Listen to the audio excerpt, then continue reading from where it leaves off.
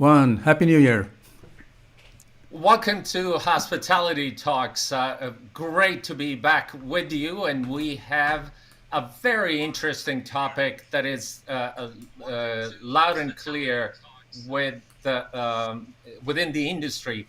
Lots of new concepts are being introduced around the world. So we're going to talk about what makes a concept. So hotel concepts, as we all know, integrate various elements of hotel services and facilities into a compelling offering for their targeted customers, and a unique story is created through what a hotel actually looks like, how it behaves, what services are offered, and how it presents itself in the market. It wasn't all that long ago that we all were wondering if we needed to invest further in internet infrastructure. In a period where online guest reviews and social media defines the magnitude of success, the traditional room selling and breakfast might not accurately reflect travelers' expectations. The questions now involve if the hotels should be retailers, neighborhood gathering places, co working and co living spaces, or galleries that feature local artists. As a result, I'm certain that the next decade will bring with it a number of disrupting trends and events that will continue to change how we define hotel. I'm Abid Bhatt. Great to be here with you. And as always, I'm here with my co host, Sam Eric Rutman. Sam. Thank you, Abid. I was very interested when I saw the announcement of this session about New Age hospitality, and I was looking back, thinking back, what would that mean? But I think now the way you describe it really makes sense, and I'm very excited about seeing how Zachary Schwartz is doing with having people feel like locals wherever they are, and then also another guest who has building the largest hospitality platform, but also on the design side, what is actually going on? What are the forward-looking? What are people looking for in their expectations for staying in a hotel? So it will be a very interesting discussion. So well done, Abid. So let's bring in our panel for a further discussion. Yes, please. So, Sam, the panelists, as you've described them, they will help us understand these new trends and gain a better understanding as to what exactly goes into a concept and how these different elements come together so that these innovations and concepts stand out from the crowd. There are lots and lots of legacy brands, lots of new brands. So we want to be able to understand what goes into it and what can be done to stand out. So let me introduce our panelists. First and foremost, we've got Jessica Sager, who is the design director with Page. For 20 years, Jessica has designed some of the world's most imaginative hotels and leisure spaces. The style of her projects ranges from purely luxurious to wildly fun, and are characterized by notes of surprise and other curated moments. So we want to understand how design contributes into success of a hotel, but particularly with new concepts of hospitality as they're coming through. We also have with us Saurabh Chawla, who's the CEO of the property company of Selina. Saurabh brings with him 20 years of extensive hospitality investment experience with a strong record of closing deals across all continents. He heads Selina's real estate equity supply company, responsible for creating value in the real estate value chain, from sourcing distressed, underperforming assets, converting them to the Selina product in an efficient and cost effective way, and asset managing the asset throughout its life cycle. So we want to understand how these new concepts harvest the real estate value. And last but not least, we have with us Zachary Schwartz, who is the CEO of Yays, with 15 years of track record, again in hospitality investment and asset management.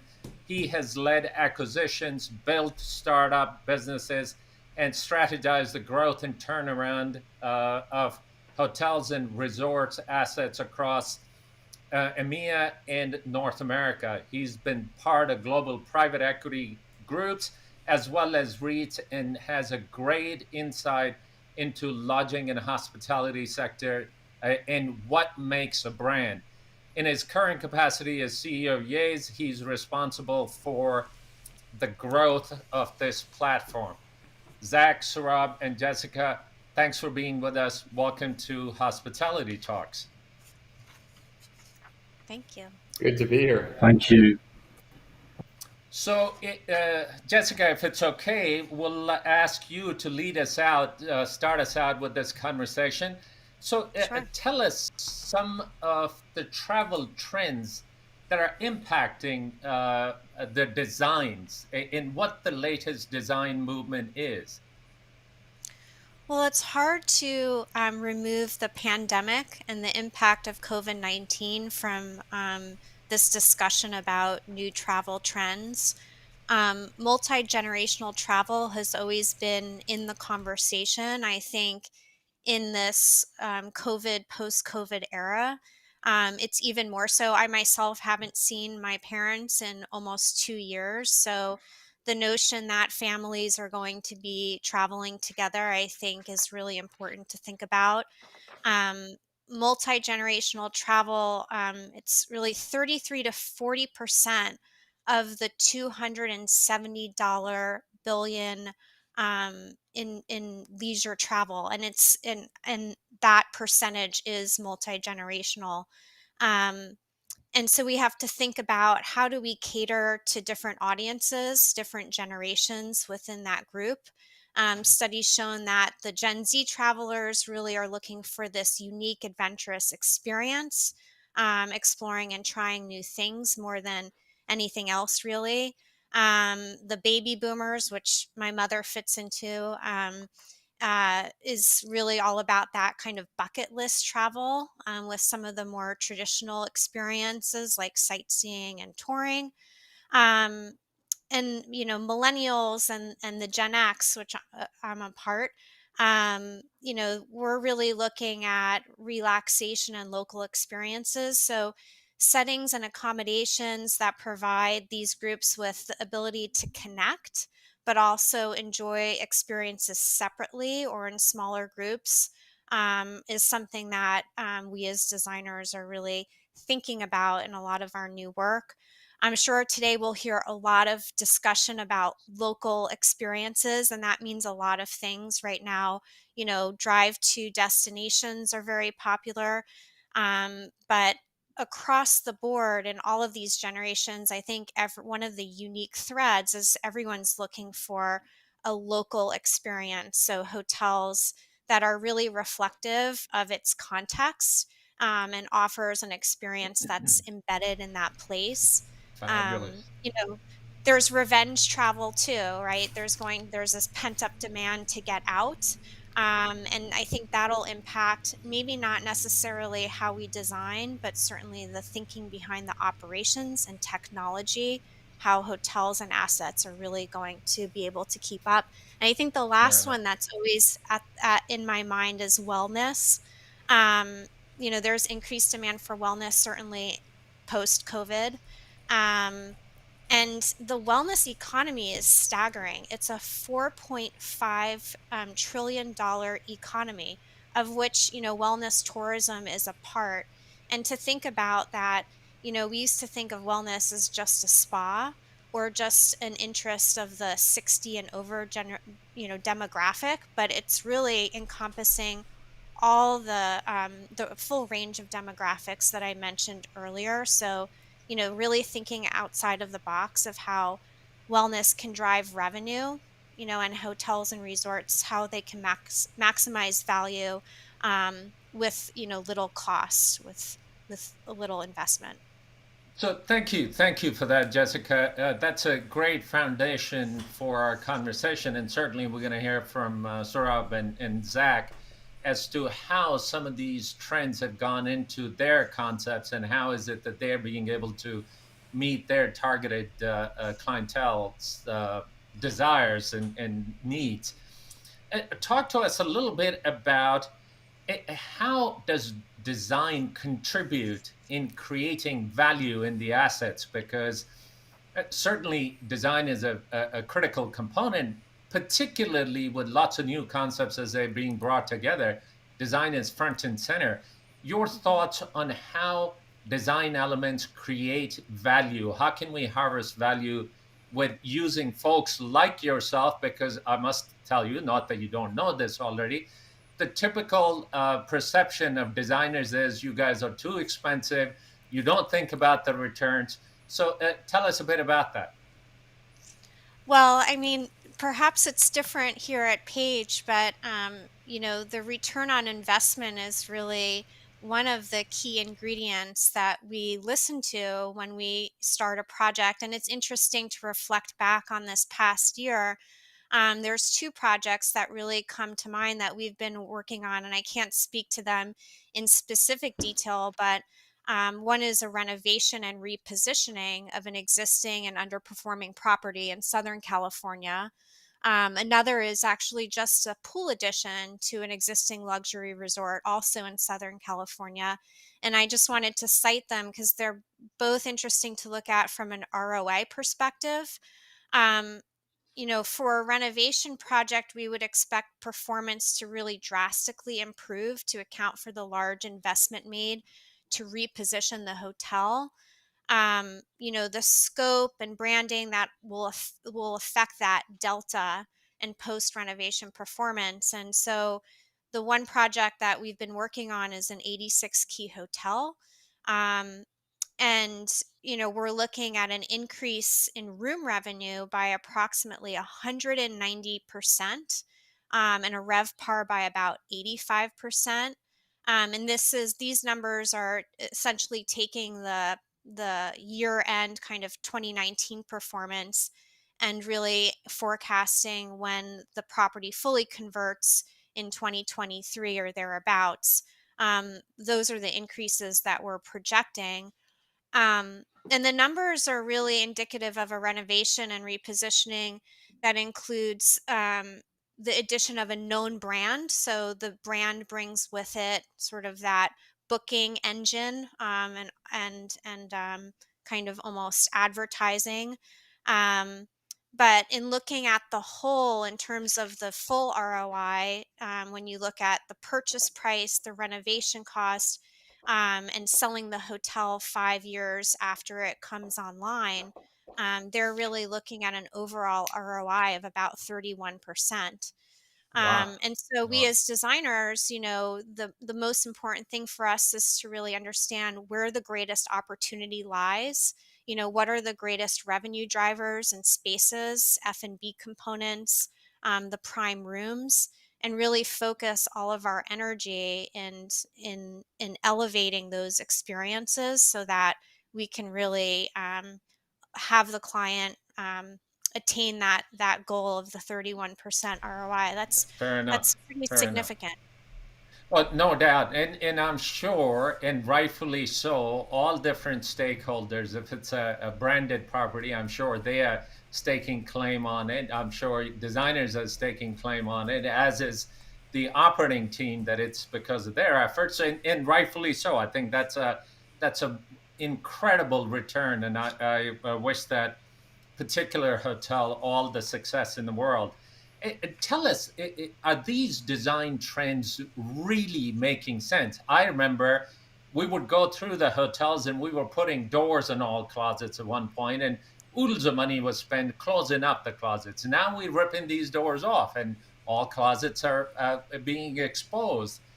Are these just fads that we get tired of looking at one thing and we have to change for the sake of change? Or do they really tie back to what the customer is looking for? It's an interesting question, and I kind of take a step back and look at it from an architectural standpoint. Um, I think some of it, some of the trends do come and go. Remember the bathroom that had, some notion of glass. 10 years ago, that was all the rage. The glass and the bathroom opened up to the guest room. That was one move, and that kind of evolved into the deconstruction of the bathroom itself and almost removing the walls entirely around the bathroom component. Architecturally, one of the things I keep thinking about or trend in hotel design is, the outdoors is the new indoors, certainly for restaurants, right? Um, and as an architect in California, when I moved here 21 years ago from the East Coast to start my practice in architecture, it was all about the indoor outdoor experience and blurring those lines. And while that trend, it's still alive and well, they just take different evolutions, similarly to the bathroom, the deconstruction of the bathroom. Um, so certainly a design trend that I'm thinking about is that the notion that outdoors is the new indoors for restaurants, and the blurring of the line that's always been there at the forefront in hospitality and resort work. We're involved in a project in Sonoma County on a really compact site. And there's so much innovation in how we're imagining and positioning that exterior wall of the restaurant. Where is the outdoor experience? Where is the indoor experience? Or how can an envelope open up to allow some flexibility? I think flexibility is key, right? The whole adding the Absolutely. doors, removing the doors. Now we're really thinking about, long term, how these trends last and stand the test of time. So building Well, flexibility in is key. absolutely. I never thought that the garage doors would be as hip as they have become, because you can retract them, and it gives you all the flexibility in the world. Plus, in restaurant space, that is a huge thing. And of course, the latest trend in design is biophilic design elements that are being Right. introduced, which is changing the world altogether. One more question, Jessica, and I'll hand it over to Sam here in a bit. Tell us a case study, if you would, where, for example, the lobby space was repurposed to generate more revenue. The old thought, and to some extent even now, massive the lobby, the more luxurious the space is perceived. But people are looking to generate revenue from every square foot of the building that is built. Tell us a case study where that was successful, please.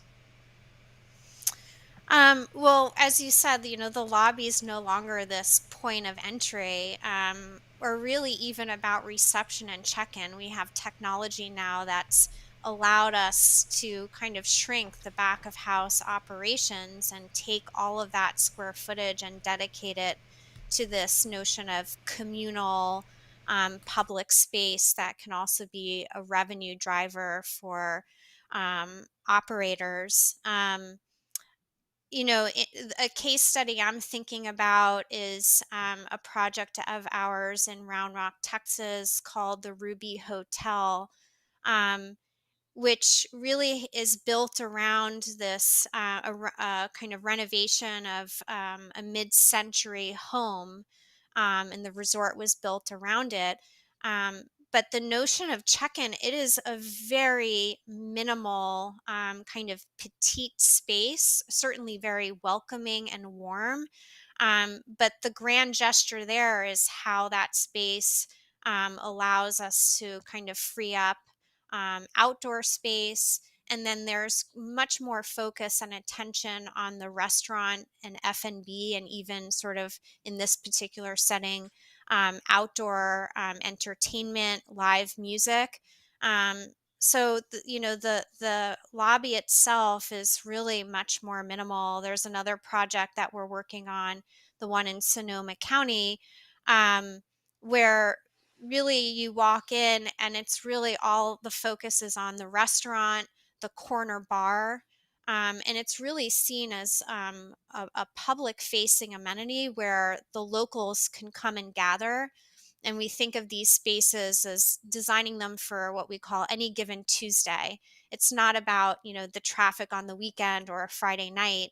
But who are the individuals? And the project in Round Rock, Texas is a great example of, locals walking their dogs. They're not going to come and want to be in a lobby. They want to, have a cocktail outside on the terrace or in the restaurant. And so all the focus is really on there, and the lobby and check-in is completely Fabulous. de-emphasized. Fabulous. Well, thank you for that. I do remember at one point where the hotel restaurants, and I used to joke around about this with some of my colleagues, that their restaurant only had two types of clients. It was either newlywed or nearly dead, and the place was empty. Right. So Right.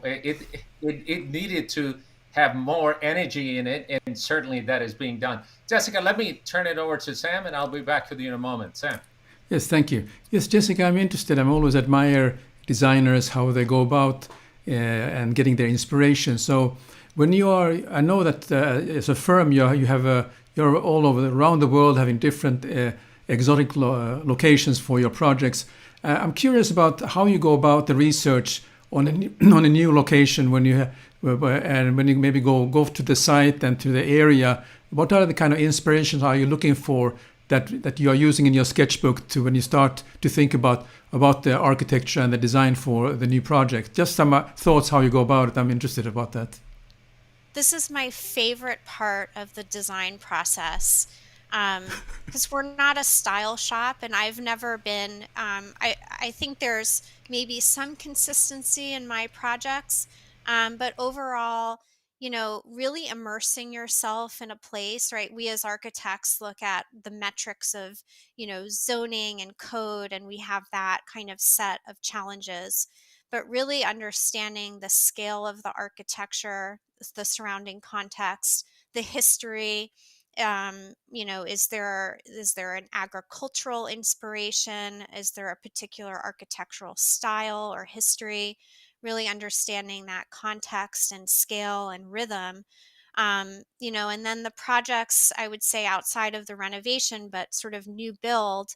The most wonderful part in what I do is really developing what I call the kit of parts.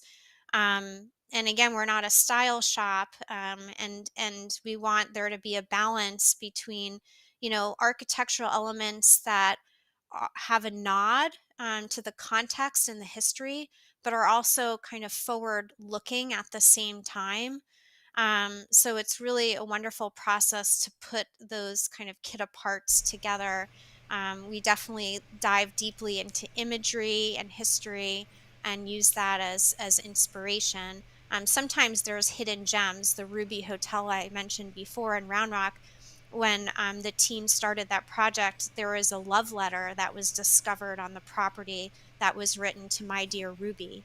And in that case, Ruby became the muse for the whole project, from architecture to interiors to branding. That's a great story. I was wondering, is there a watermark, whenever Jessica Sager has been designing, is there a watermark that can be seen that has been by you, something that is particular about your style and your language and how you are looking at the design? I think I have a bit of, I would call it a painterly approach to my work. I was trained in architecture at the Rhode Island School of Design, so I have both a fine art degree and an architecture degree, and I think that has a really strong influence in the work I do. So I think one consistent thread is just a mindfulness of the composition of the building, both from a three-dimensional standpoint and two-dimensional. It's, that's definitely a consistent thread in my projects, even though I might have done work in Park City, Utah, in Kauai, Hawaii, Mexico, all over the world. I think that's a consistent theme for sure. Great. My final question before I hand back to Abid is about wellness and wellness design. I'm involved with certain projects, and we always have this question: what kind of space do we need for wellness? So there's one operator says, we need 2,000 square meters. Another one says, well, give us just we have 50 keys and we need 5 treatment rooms and then a couple of saunas. So it's a kind of wide range of thoughts that different operators have. My question is, what is your approach? Do you have a specialist consultant who will look at the spa aspect, or what is your approach to designing wellness spaces for resorts or hotels? Yeah, we've teamed with spa consultants in the past. Oftentimes the spa is maybe more literally a box that you check for an operator, but we as designers have to go far beyond that. And I think the challenge with spas in the context of wellness is spas are typically not big revenue drivers for hotels. And in the post-COVID era, we have issues with staffing, how hotels can get talent. They don't want to make a huge investment in the wellness, but there's certainly an audience to be captured.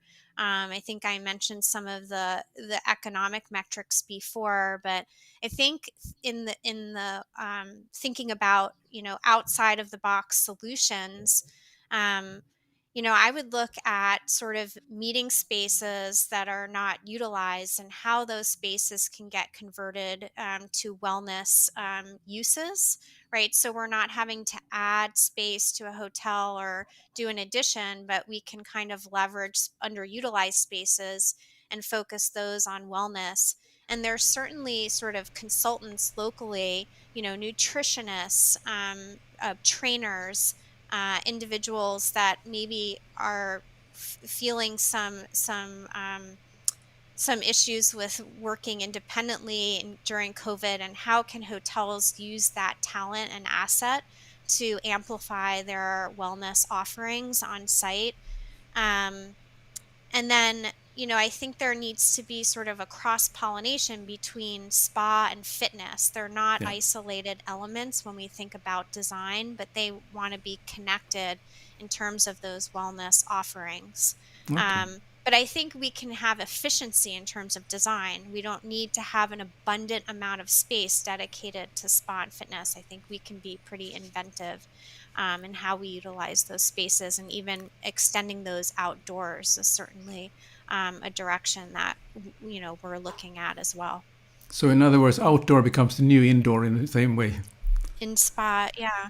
Right. Spas used to be these things tucked away, Yeah. almost like the black box ballroom, and Yeah. I don't think any of them should be that way any longer. Right. Okay. Thank you very much, Jessica. Over to you, Abid. Thank you. Jessica, thanks for all that. One last question before we bring our next guest in. How much of the design elements today are being impacted by the technological needs of the traveling public, but also what impact is technology having on the overall design? Technology is a great um, sort of topic of discussion. There's a whole litany of technological advancements, right? From temperature controls, energy analysis, personalization of rooms, from music to entertainment and so on. And those are all very relevant. I think for me, where I get most excited is how technology impacts the operations of the hotel. I spend so much time, we've talked about the lobby and all the front of house components. The one of the biggest puzzles to solve with hotels is the back of house operations. It's a fun puzzle to solve, but I think the technological advancements that I'm most excited by are those that really streamline operations to a point where we can see sort of an economy of scale with the back of house pieces that support the hotel. And then we can do the fun stuff in the front of the house. But the streamlining of bookings, but really all the streamlining of those back of house operations, even what elements can be almost thought of as off site, is really important. Of course, all of this without impacting the service to the guests at all. Well, thank you, Jessica, for that. Please stay with us. We'll have you back in a moment. Sam, let's bring Saurabh up at this point. Saurabh, thank you for taking the time. Pleasure. Glad to be here. Saurabh, if I may ask you, give us an elevator pitch for Sorry, Abid, I maybe don't hear you. 10 Do floor. you hear me? Yep, we can.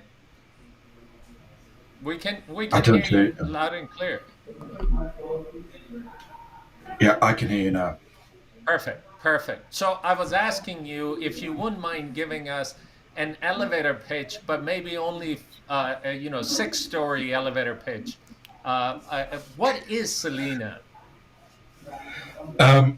Yeah, but thanks to Jessica, I could give an elevator pitch, which is a one-story long. It's basically what Jessica mentioned in terms of what millennials want, the experiences, the product. If you were to put that in a box, not that I would like to call it in a box because it's also about flexibility. That's Selena.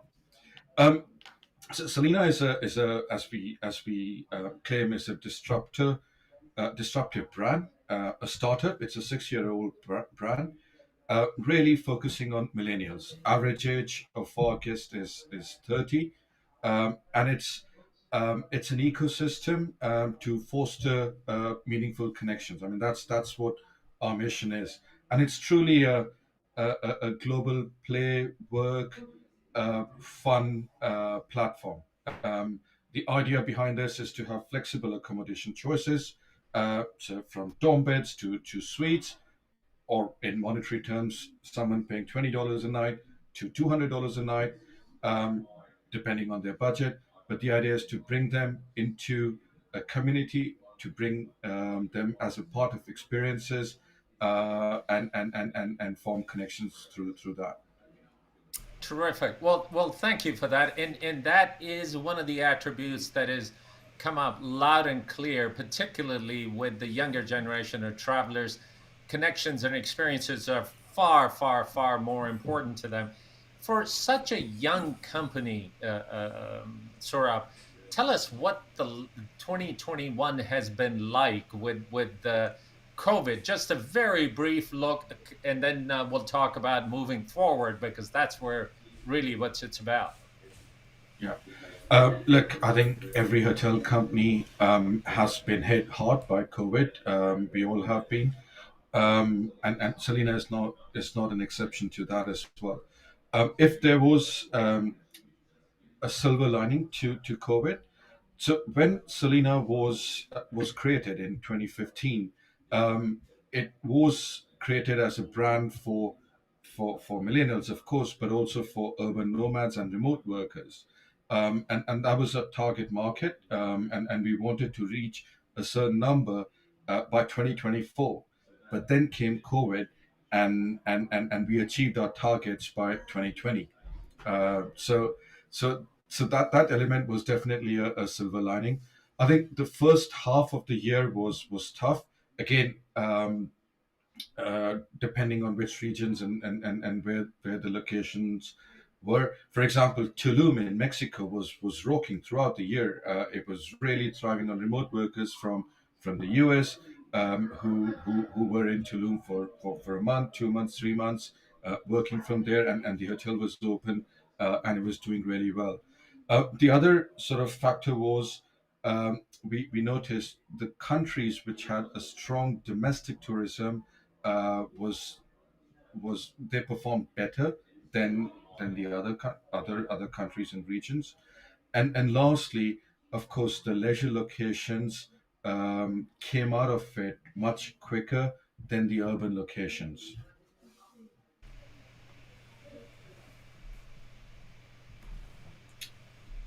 Sorry, Abid, I don't hear you. You're muted, Abid. Sorry about that. I was trying to clear my throat and then forgot to unmute myself. So thank you for that. For such a young company, your growth has been incredible. It's been phenomenal, and you continue to grow, and your obviously targets are far bigger than this.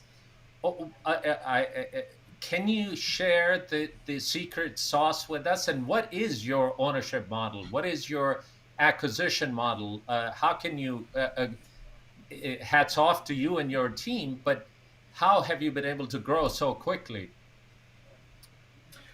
Um, just to give you some numbers, 6-year-old company today we have over 120 hotels in 28 countries. Indeed,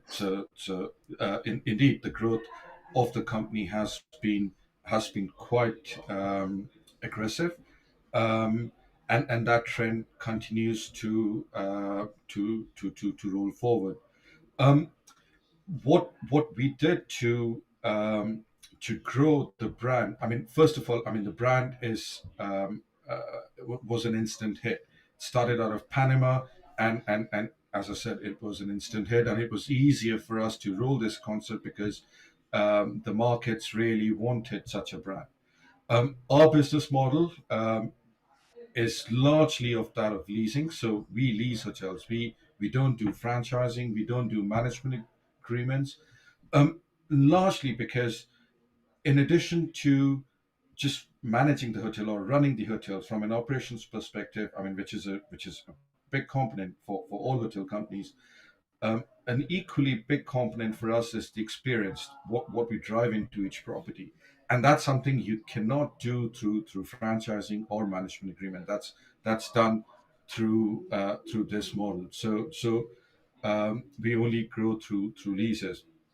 We have um, what we try to do is we take over an old tired hotel, if possible.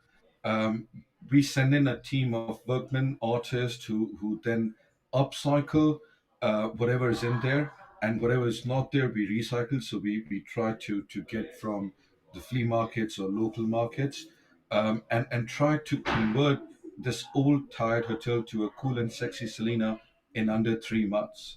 So the result Wow. of that is we're able to convert it quickly, but also at a significantly lower cost because we're not buying new FF&E, we're not buying new OS&E, we're recycling and upcycling what's all out there.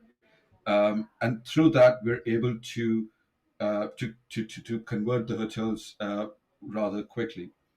Um, the Well, other that's aspect is, sorry, no, no, the other please. aspect, yeah, and I would like to talk about this is something a technology we developed in house, what we call distress asset finder, or DAF in short.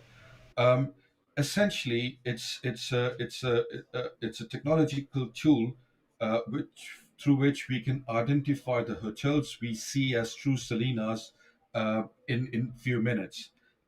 Just to sort of give you a high level overview of that, say I want to have a Selina in Camden area. So I draw a triangle or a circle in the area I want to be. It populates all the hotels which are out there. I can have conditions to say take away all the branded hotels, and take away all the hotels which do not have F&B, and so on. Um, and then I'm left with a qualified lead of hotels which are really fit for Selinas. And then looking at their guest feedback, TripAdvisor reviews, product pictures, we identify which hotels to target, and we approach the owner or the lessee of that hotel to see if there's a deal to be done. So through this, we are not dependent on the market on what's available, but we also have a more proactive approach to finding the opportunities which suit Selena. Well, thank you. That's a very innovative approach to going after the hotels that might be underperforming, and almost like an olive branch to those owners to save them some money. Saurabh, comparing to the legacy brands, and we started the conversation by saying there are lots of new brands coming up. When this brand was started, was it a fluke, or were you guys really attending to a niche that was missing in the market? I mean, looking back, it could be that it was all well planned and executed, but was it really the case, or was it a total fluke? Um, the brand, I think it's a combination of the two, really. The brand was founded by two founders, Raphael and Daniel. Um, their idea was to buy real estate in Panama, and they were looking at this prime spot, beachfront site. Let's say, throwing in a number for the sake of throwing in a number, where the price of acquisition was, I don't know, $7,000 a square meter. And it was a market pricing. But a kilometer away, or 800 meters away, same sort of beach facing front, but it was a bit of a rundown area, and the price there was $3,000 a night, and $3,000 per square meter, and that's where the concept was born, to buy something, create something out of it, get the local community involved into it, and create something. Um, which would then influence the real estate pricing. So that's really how the brand was born, and the founders spent a lot of time in kibbutz in Israel, where there is a strong sense of community. Everything's done as a community. You work for the community. You build that.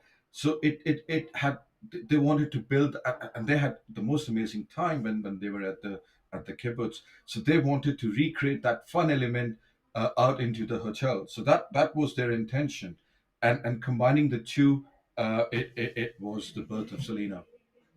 Oh, well, thank you. And Saurabh, I'll turn it over to Sam, but one last question before I do.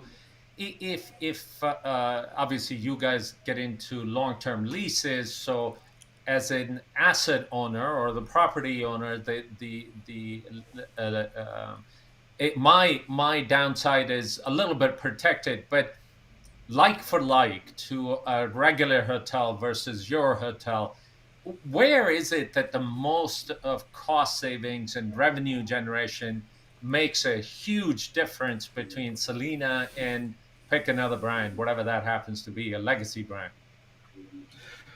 Look, I think there are two factors to it. One factor is something which I directly control in the real estate side of it, and a factor which Jessica referred to in the previous, well, in this session, but before me, and that's, um, when we find an asset which is underperforming, tired, its performance is much lower. Now, if we are able to convert that in 3 months, literally purely by converting, uh, we have, and putting the Selena on it, we have a revenue increment of at least 2.5x. I mean, we see even at times going up to 6x, 7x. So we're creating value through that. Now we're paying market rents for a tired property, but instantly creating value. So our rent covers, when we underwrite the deal, we're at 2x rent cover. But by virtue of conversion, we suddenly become 3.5x rent cover. So we have that buffer first, to play with. The second aspect, which is really the operation side of it, I think, and that's where it becomes important to highlight the expectations. So what you pay, what your objective is from where you're staying, you have an expectation. Now, if it's done in a pricing which is flexible, so if another way to explain it is, if you're paying $20 a night, your expectations are very limited from what you're going to get, and that's where the difference is, because you can have less staff, less people in the hotel, but friendly people, engaging people, and that drives, this way you can have lower payroll cost for the hotel, but drive the same experience, because experience is coming from the community aspect of it, and other experiences which are being integrated to the hotel, and that's where we're able to save cost. But also using technology. Again, we have a huge technology team out of Israel, who are, they're not from the hotel background. They're thinking about technology in everyday use, and bringing up new ways to lower cost. One such example of that is, pretty much all the utilities in every hotel. can be controlled by very few people through an app, what we have on our mobile phone. So and we can monitor the energy consumption of each and every hotel. We can compare it to other hotels in that area, our hotels, of course, but and other hotels in the wider area, just to see if where the cost is going high, and how we can tackle that. Well, thank you, Saurabh. I really appreciate it. Let me turn it over to Sam, and I'll be back with you in a moment. Sam. Thank you. I have to admit I was not fully familiar with your brand, and when I start to look a little bit deeper into it, and I want to see what your customers are saying about your brand. And so I went to two places. I think I went to some of the traditional places, and I got this different experience. Never had a dull moment. Great place to meet all like-minded travelers. So you really hit the spot of reaching out to the person and creating a community. But there were not many comments there. But then I went to Instagram, and then you have over 500,000 followers there. And that's much more fun to look at the Instagram, how they are having a fun time. So my question is, I'm interested, how do you create a buzz? I mean, you mentioned already about how you go about it, but when you go to a new location, do you have fans who are traveling wherever you have opened up a new place, or how does it work? Yeah. So when we go to a new place, it's partially dictated by a natural evolution of, so if we are in Tulum, we need to be in another location nearby in Mexico. But it's also partially dictated by our fans. We listen to our fans where they want to go next. So that's two. And third, we want to be in destinations which are attracting urban nomads and remote workers. So they become the obvious choice for obvious guests for us. So that's how we choose the destination. And when we create a destination, we create a big buzz around it by, I mean, the easy way to say it is, we want to have the best party in town for that opening night, and the experience board works towards that, from 3 months before, and then their parties every, or I say parties, which is incorrect, but events rather, which happen sort of much more, at a frequent level to engage. And as Jessica said, being a millennial, that she wanted places where, and she gave the example of Ruby Hotels where locals go. So Selina is a brand created by us, but it's sort of, we hire the local team to create local experiences, and the idea is really to get the local community involved as much as we can into the hotel, and by virtue of that, and by creating experiences around that, we try to get a lot of local people to the hotel doors. Okay. Now, of course, part of the buzz and the excitement and the vibes in a hotel or a hostel is the food and beverage, or the restaurants and bars. What is your approach to creating? Do you have a fixed concept, or they vary according to location based on the local team who says, well, this is what everybody will like? Yeah. So again, a combination of the two. We have a few concepts. We have a Mediterranean concept. We have a full vegan restaurant concept. We have a garden bar concept. So we have a prototype of 5-6 different concepts, which we keep on testing and evolving. In addition to that, we also, so for example, half of our properties have rooftops. In most cases, we outsource the rooftop to the coolest rooftop operator in that city or town to create additional buzz around there. So it's a combination of all that. Right. So you mentioned vegan plant-based cuisine. How important role does it play in your concepts of a restaurant? The reason I ask is because I see it as a very growing trend in different places, particularly in Northern Europe. In Finland, it's in fact, have to give a shout out to City of Helsinki, because all the events that City of Helsinki is organizing as of now will have a plant-based menu. So they're not going for the traditional chicken and pork chops anymore. So ask you about the vegan. Tell me more about that. Yeah. As Selina is a brand, a true brand for millennials, it is a growing trend with millennials, and that's something which came from a consistent feedback we had from our fans. Um, and we developed a very strong concept around it. So yes, and of course, everything what Selena does, uh, from an environmental perspective, sustainability perspective, it has to tick that box. And being a fully vegan restaurant, ticks that box quite well. We have a restaurant just actually very close to where I am in London at our hotel. It's called Power Plant. That's our vegan brand, and does phenomenally well. The reviews we get, the feedback is astonishing. Do you operate restaurants which are not located in the hotel, or are they all in the same property? Same property. Okay, good. Okay, Saurabh, thank you very much, and I'll hand it over back to Abid. Thank you. Sure. One last question before we bring our next guest in. Tell us some of the very different and unique facilities that might have been introduced in a Selena that you would not ever find in a traditional legacy brand. Um, Look, I think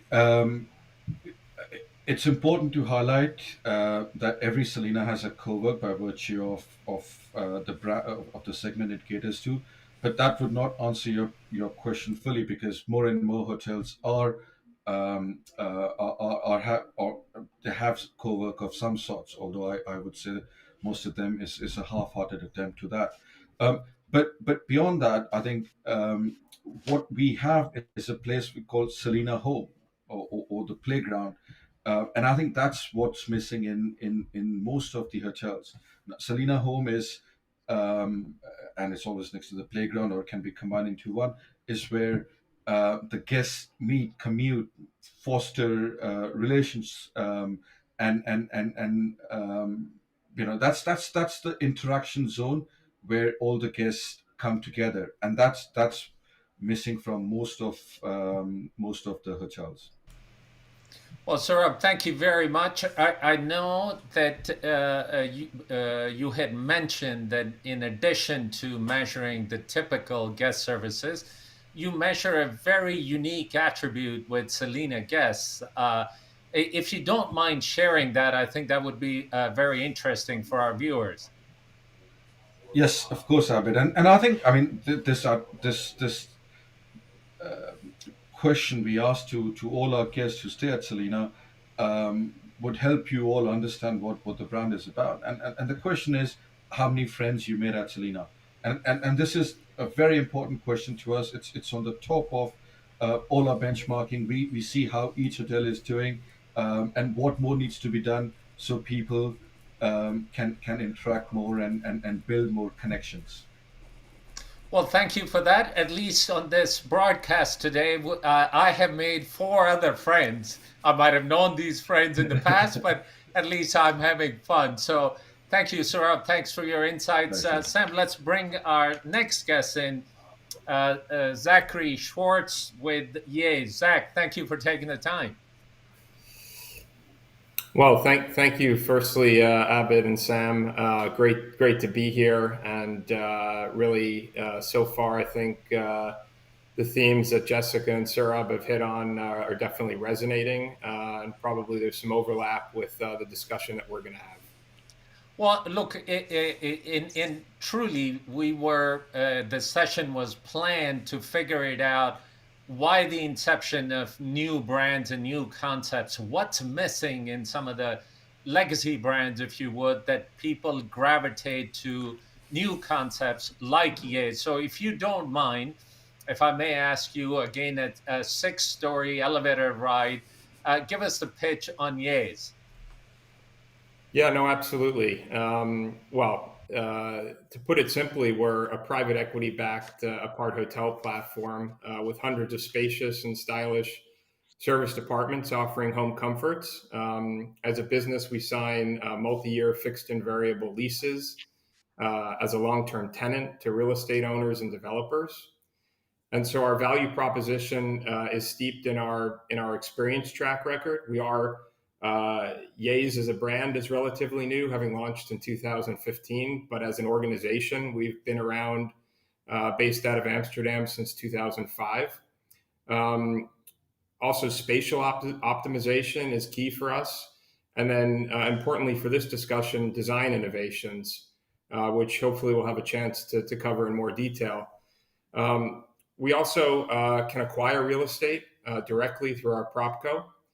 So that's kind of the business in a nutshell. But from a brand perspective, our mission is to connect travelers with the essence of Europe's neighborhoods and to help those neighborhoods thrive. We're operating under hotel licenses, so our guests can choose us as a base for a few nights or up to a few months or longer. And together with our insiders, which is our on-site staff, and our neighbors, which are our partners in the neighborhood, guests can feel a sense of belonging and local connection. So that's us in a nutshell from both the developer and the guest perspective. So, Zach, is this yet again more of a real estate play, or is it really a lodging play?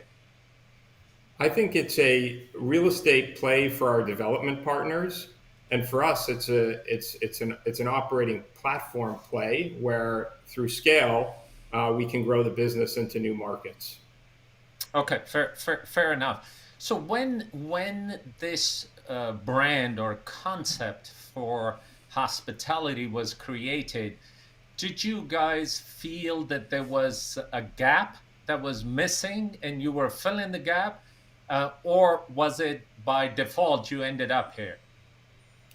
No, I think we did see a gap, and obviously service departments and apart hotels have been around for a while now. The concept is not so fresh in that way, but is very underrepresented on the other hand. I think representing less than 10% of the overall lodging and hotel supply stock in Europe. And so underrepresented was part of the niche, but then looking and we've kind of analyzed the competitive landscape to determine where we can differentiate ourselves. And so that has been key in terms of our focus on the markets where we operate, but also the guests that we target. So we consider ourselves to be market leaders in families and groups of friends that travel together. And that we definitely did see as a niche opportunity, at least in the cities where we're trading. Well, keeping that in mind, keeping the demographics that you are appealing to and your profile of your clients, talk to us a little bit about the design innovations that have gone into Yays. What would be a prototypical Yays design that I walk through the door and it'll be, yes, this is what Yays is all about? Yeah, well, firstly, to say that another sort of differentiating factor, I guess, from a design standpoint is we've really focused on what we do best, which is renting apartments. And so we've shied away from traditional hotel facilities. So you won't find us operating F&B or conference or meeting spaces or even gyms. We much prefer to rely on the neighborhood around us and really have a brand promise, ethos, and DNA around unlock the neighborhood, and have the on-site staff, which are insiders that help guests to do that. And so the rest of the building is actually the apartments, save for a small reception area, which is really for check-in and welcoming our guests. We're using all the square meterage as a revenue-generating apartment business. And so from an efficiency standpoint, that works very well. But to get the most out of the building, we have to have efficient apartments, but efficient apartments that are compensated with comfort and quality, because that's really what people are looking for. We're seeing a trend, and I believe that it will be a trend going forward in a post-pandemic recovery of fewer trips, but longer trips with expectation of higher quality. So that's really where we've refined our efforts. And spent considerable time in 2021, which has been a platform building year for us, with our architectural partners to come up with a new footprint and a new design for Yays that we can use in our pan-European rollout. And that's for a studio of 22 square meters alongside a one bedroom of 28 square meters, with the innovation being, and it's an idea that's been around for a long time within the hotel world, of connecting doors, but taking that one step further and creating a real guest experience, coming back to sort of families and groups that travel together, being a trend that's, a focus area for us, but also a trend of these types of customers wanting to spend more quality time together. How do you create that experience using that studio and one bedroom that might rent to corporate during the week, but on the weekends be the ideal combination for a family or group? And so the innovation is around a retractable wall that creates a contiguous living area that would allow that studio and one bedroom to effectively sleep up to 6, and allow for the individual customers using that to dine together, socialize together. And we're working on the fire rating and the acoustic rating that will allow that to be implemented into our rollout concept. And what a dream from a revenue manager's perspective to be able to sell different types of units in different ways depending on the demand patterns. So that's where we've spent a lot of effort and time this year, and we're excited to share more with the market and our development partners in 2022. But that's where we have really spent time innovating in that way. So you've almost, if I'm understanding you correctly, you've taken the air wall concept out of ballrooms and put it in one of your units. Yeah, and in fact, our partner is in that business as well. So obviously, there's modifications in terms of making that usable from a guest perspective, but it effectively has 2 settings. One that's for guest use, so that if you want to close that space off and that studio be separate from the one bedroom, the guests can do that. And then, of course, when we're selling that as a studio on its own or a one bedroom, there's another setting that creates the fire rating and acoustic rating that we need to sell those in a way that makes sense from a guest experience standpoint. Fair enough. Zach, tell us, what's the value proposition with Yays? Why would I come to Yays as opposed to pick another household name? Yeah. Well, I think it starts with the sector credentials, right? So you firstly want to come to service departments because of the versatility of the product, the stronger margins that I mentioned before compared to hotels, and I think also the success that the sector has had through the pandemic. Service apartments are very much in focus from an investment standpoint for just those reasons: the ability for the alternative use, the nature of the pivot to residential demand sources. So I mentioned we have guests that'll stay with us for just a night or two, but we also have guests that will stay with us for up to a year. And so in a cyclical business like the hospitality business, having those markets, those different types of markets to be able to tap into, is really a value add from both an investor standpoint and also for us as an operator. The other value proposition things that we generally focus on are our years of experience. I mentioned that we started with one apartment in Amsterdam in 2005, before the advent of Airbnb.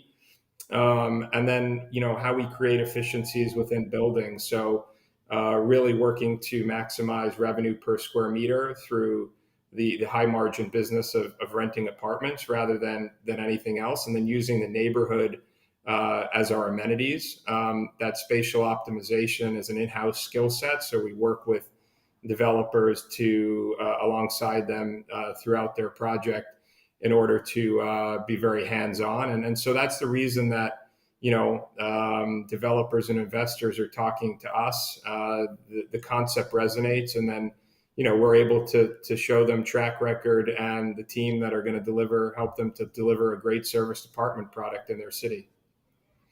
Well, thank you. Thank you. You talked about a mix of occupants, whether it's a nightly guest or extended stay as long as a year. Can you give us a read on what the mix looks like?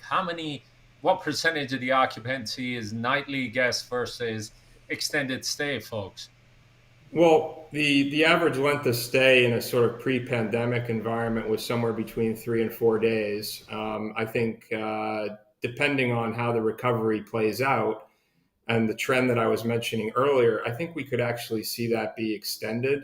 So the concept around bleisure, where you have somebody staying with us during the week for work purposes, working from the apartment or from the city in which we're operating, and then having their family join them on the weekend. And so I could see the length of stay extending, but obviously time will tell. In terms of mix of business, I mentioned earlier the ability to sort of tap into a lot of different markets.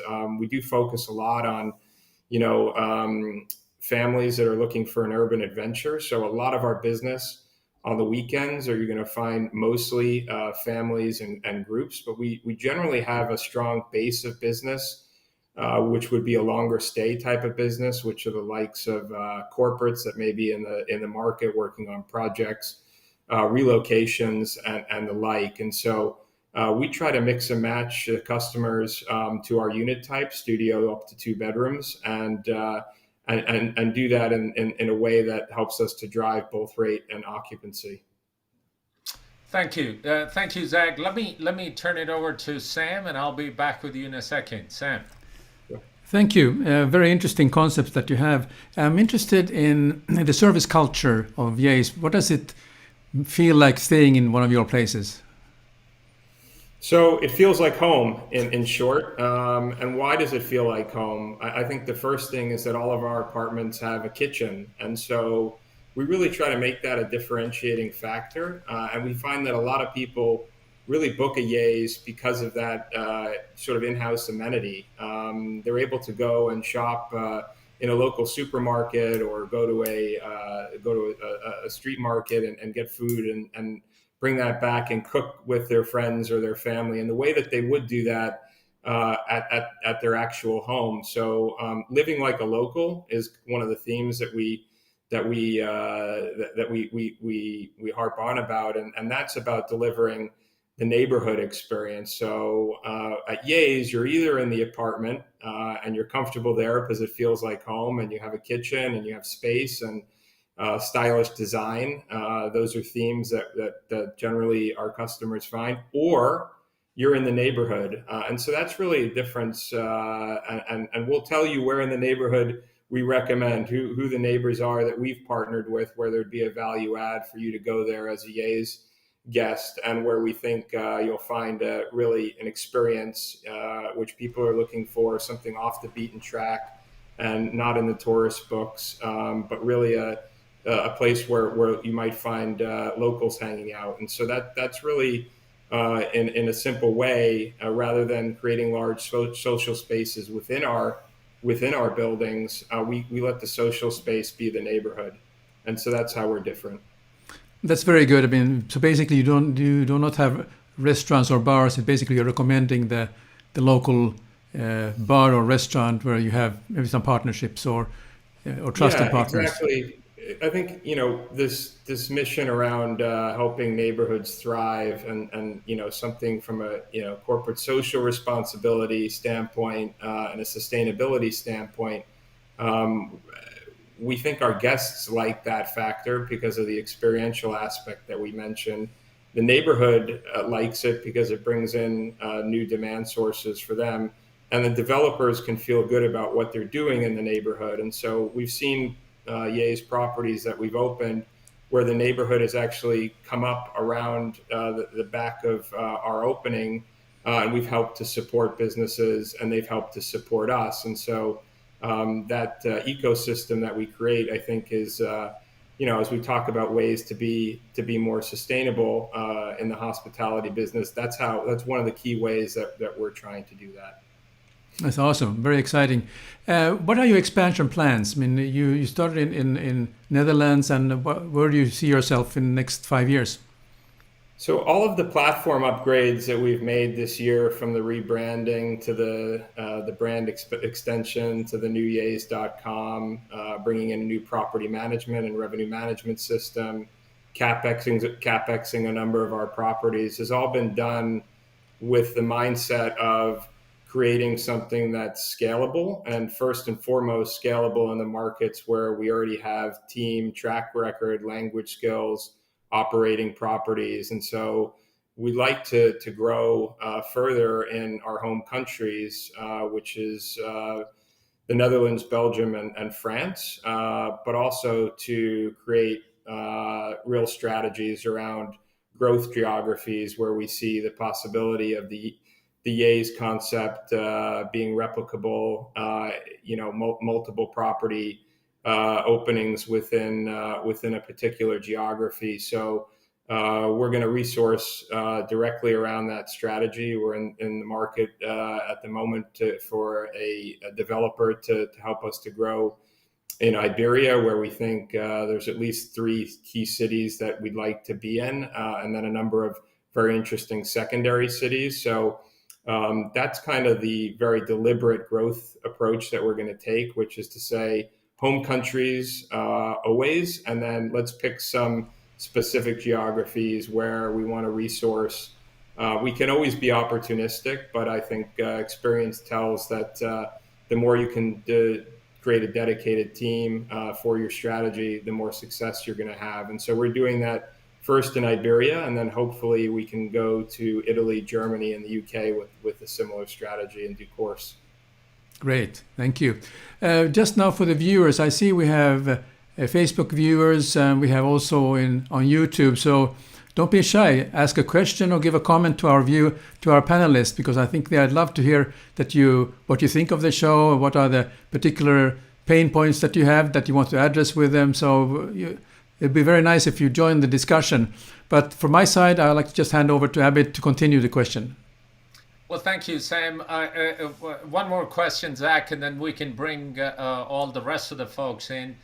These new concepts, how do they stack up against the distribution of some of the legacy brands and the critical mass that is required by a lot of the developers? As a matter of fact, as you might have dealt with it in your prior life, some of the financial institutions, during underwriting the debt structures and cap stacks, they look for that.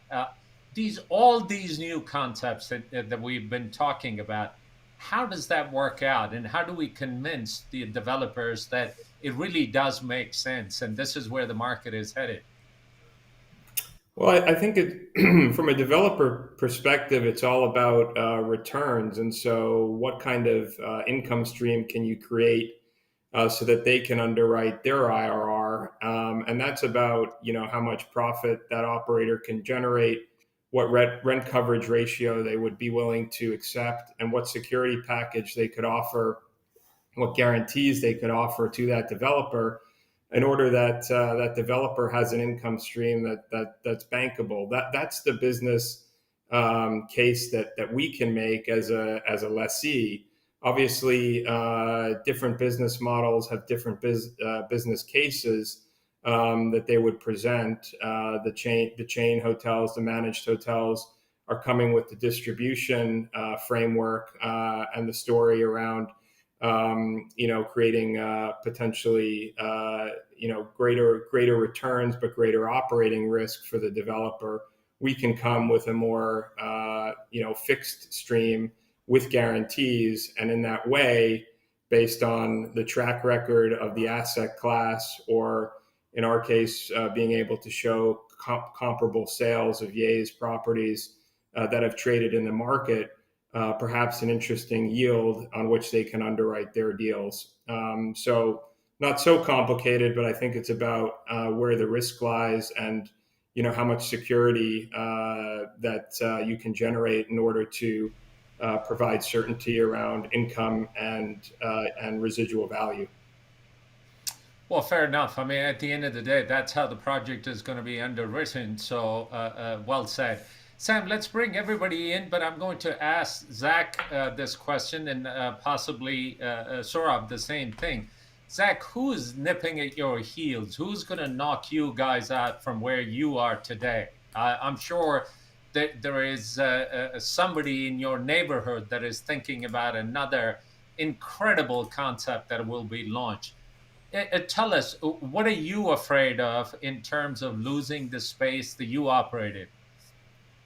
I think what we've tried to do is analyze the competitive market and understand who our competitors are in order that we can differentiate ourselves enough that we play in a niche that nobody else is playing in. And that can be from a guest perspective, design. It can be from a market perspective or sub-market perspective. We have gone into fringe or gentrifying neighborhoods that others might not have, and so that's one way of doing it. But the other bigger topic and theme that you're hitting on is the blending of concepts that's out there, and every concept, whether it's a service department, apart hotel, co-living, hospitality, hostel. They're all blending and adapting to the new world because the pandemic has shaken up everything, and demand as we knew it no longer existed. So how do you compete? And that's all about how you can adapt or innovate your product. And so everybody's trying to figure it out. And I think it's about being flexible, nimble, but most importantly, knowing who you are and what niche you want to play in. Well, thank you. Saurabh, your thoughts. You think somebody's right behind you that will knock you off of your positioning? Another new concept that would have a better event than Selina does? Well, I think in the world we live in, there are new concepts, new innovations coming all the time, and if something we've learned in the last 10 years with the evolution is that new concepts will always keep on cropping up. But I think what's important to highlight here is the market is too big for everyone. I mean, if you look at the global demand, sort of, let's say 2019, the accommodation spend of that demand was $802 billion, right? 43% of that was spent by the millennials and Generation Z, or the Gen Zs as we call them. Now, if you compare that to supply, that 802 billion worth of demand was accommodated over 16.9 million rooms. Now, only 3% of those rooms are really geared up for millennials. So the white space out there, 40% of the supply out there is the white space for anyone trying to create a brand to target the millennials or any other innovative ideas. Well, Saurabh, the counter to that has been brought up over and over again, whilst the emerging market is in that demographics of millennials and Gen Zs, but the money still resides with the boomers. They are of the age that they not only have the time, but they have the luxury of having wealth created over a period of their time, and they are able to spend the money, whereas millennials are still going from one gig to the next. But is there some truth to it from what you've experienced? There is. I mean, I think the money is with the boomers, and they're spending it, but they are spending it largely on the accommodation which is out there. The upper upscale luxury, and that's stagnant. But everything else is up for any play whatsoever. Okay, Jessica, question for you. Let's take the next minute, and that's all the time we're going to spend on this topic. Let's create a new concept to knock both Saurabh and Zach off of their position. What elements do you think are no longer relevant in the legacy hotel services? Wow. I mean, we've talked a lot about F&B today, right? So the 3-meal restaurant is yesterday's news.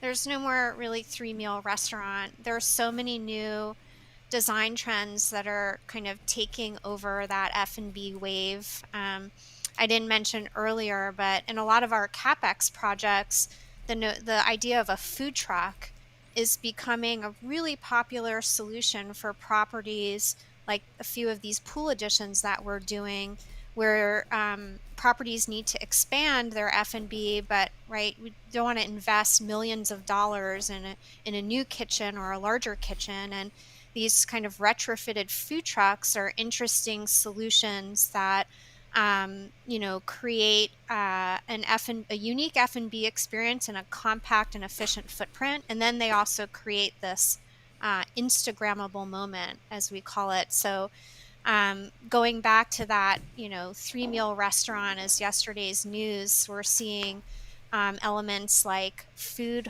halls becoming the new kind of 3-meal restaurant paradigm, where there's a continuous 24/7 revenue generator through various meals.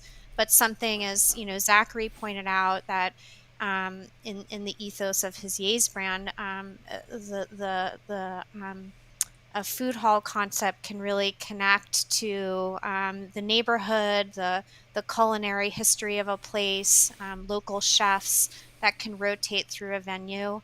But nobody wants to sit in these empty restaurants anymore. And so that's part of those legacy projects that I see as kind of breaking down.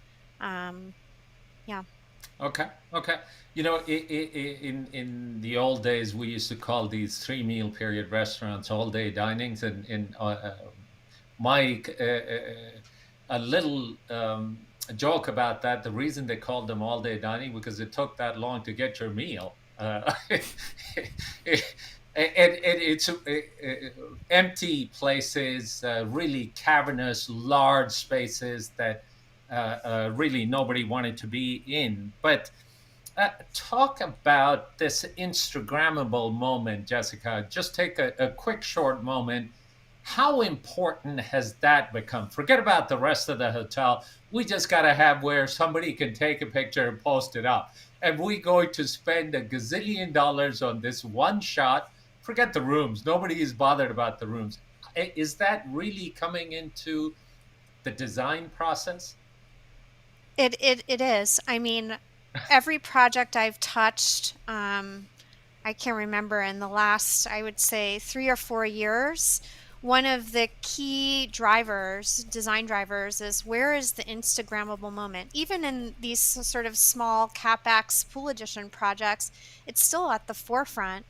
And so one of what we try and do is we kind of take some of these unique experiences, whether it's the food truck concept, or, a lot of our projects were required to introduce sort of public facing art, which I love, right? I have a fine art background and I find that proposition like with endless opportunities. But that's another element to me, with the addition of art, is that art can then become the Instagrammable moment. So there's certainly kind of design elements in play that really solve that solution.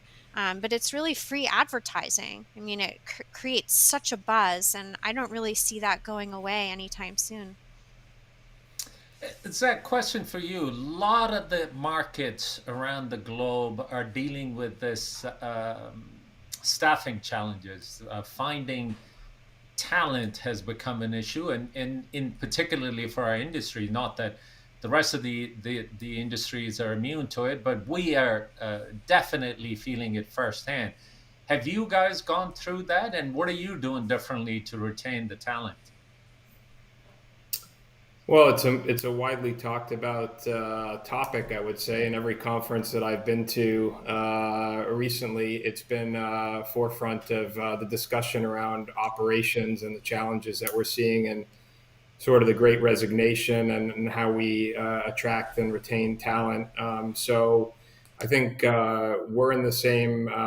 We're facing the same challenges. I think one of the advantages of our model is, and so our challenge is isolated to our insiders, which is our on-site staff, our reception, which is run on a rotation. But beyond that, we're really outsourcing everything else, and so we're able to run one of these Yays properties with a very skeleton staff, so that certainly has benefited us, but not made us immune from the challenges of finding and retaining good talent. And we're always looking for ways to do that better. In the past, we've had day recruiting events where we invite people to come and engage in activities over the course of the day with our teams, and at the end of the day make job offers. I think that's a clever way of doing it. Obviously challenging when there's COVID restrictions in place, but obviously that's one thing that we've done to try to find good people. But it's a challenge for sure, and it's a hot topic. Yeah. Well, thank you for that. Sam, any thoughts, any questions, anything that you would like to add? Because I know we've approached the end of our session. I have just a couple of other things, but anything that we need to stop here for or pause for a second? Sam? I just want to ask a final question from my side. Is that two key takeaways from what you have learned from the pandemic? So, Jessica, what have you learned from pandemic, and then Saurabh, and then Zachary? I guess from my own workflow is I think we can accomplish anything. We can be really efficient in our work and creative in our design, even having to have worked remotely and leveraged new technologies.